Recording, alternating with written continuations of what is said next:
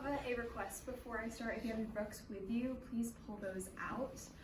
Because I'm going to have some page references here, and I'd like for you to, you don't necessarily have to follow along, but if you are marking your books, I'll have some key points that I would like you to mark. And then if you're not marking your book, like if you're trying to keep it clean to like return or whatever, then I would like to encourage you to take down just like keyword notes, literally like 2 words. Don't worry about copying down the slides, just as like a point to refer back to. So we're going to start, I'm going to ask, we're not going to think pair share because we don't quite have the time to do it, but we've learned about achievement like based motivation, and that's kind of oriented towards like you do it because you like to succeed in it. What is something that you like to do just to do it?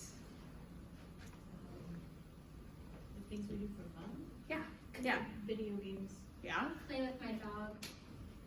Okay, I want a couple more answers here. With video games, like what do you enjoy about it? I'm a coward. Actually, It's not gonna say that. Am I wrong? No, you're correct. Okay. Becca, what do you enjoy about playing with your dogs? They love me and they always want to have fun with me. They boost my mood and they're just my friends. That's awesome. Yeah, I know for me, like that's, both of those things are actually things that I like also really do, like I like to do just for the purpose of doing them. So to give us kind of a basis, intrinsic motivation is, according to our textbook, a desire to engage in an activity for no obvious reward except task engagement itself. So when you're intrinsically motivated to do something, you find yourself wanting to do it just for the sake of doing it. So again, like video games, you do them because they're fun. Cooking, you do it because it's fun. And there may be kind of an achievement level to it, but I know like for me, whenever I'm cooking, sometimes I lose my appetite, so it really is the journey that is the like joyful part. And you can find this under the very beginning of the intrinsic motivation heading on page 398. If you pay attention to like the bottom left corner, that'll have like our page references. So we have a few early perspectives on intrinsic motivation. Our first one is effectance motivation, which is basically people do things because they are physically capable of doing it. So in a way, their little example kind of reminds me of how like a child, like a young child, might do the little like toddling around, and it's like fun for them because they can. They do it because they can, and there's not really much other reason for it. We also have mastery motivation,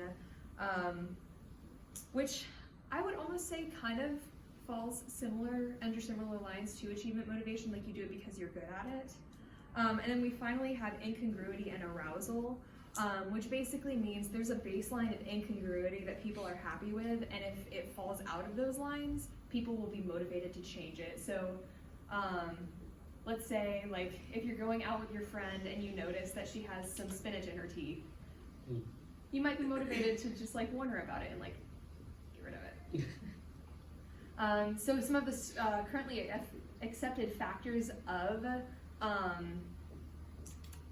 intrinsic motivation is perceived control or self-determination. So basically, if you feel like you have control, you're more motivated to act.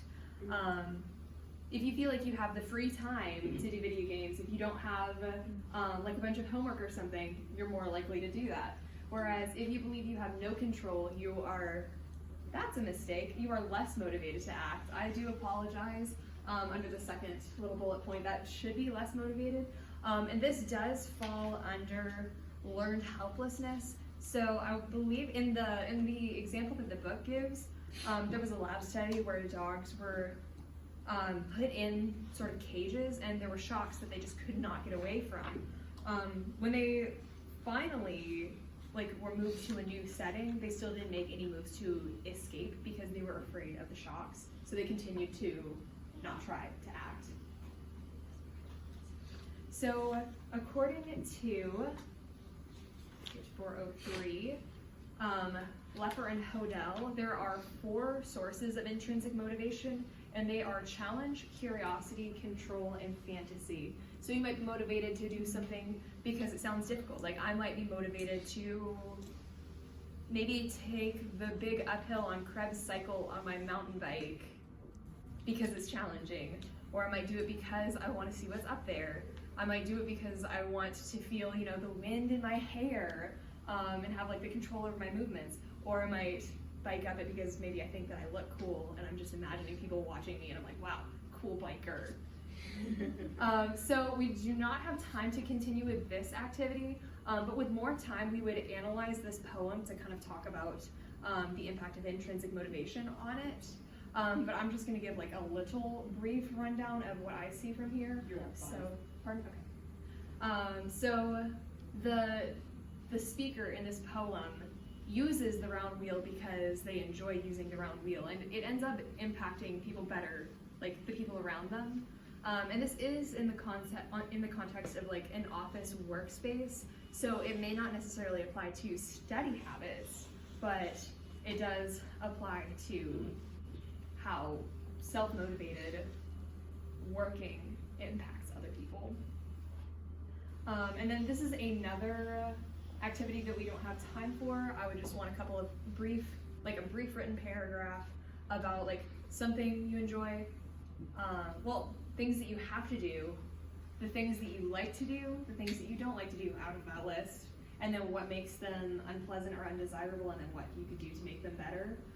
But again, we don't have time to complete that task, so that does conclude my lesson. So thank you so much for listening.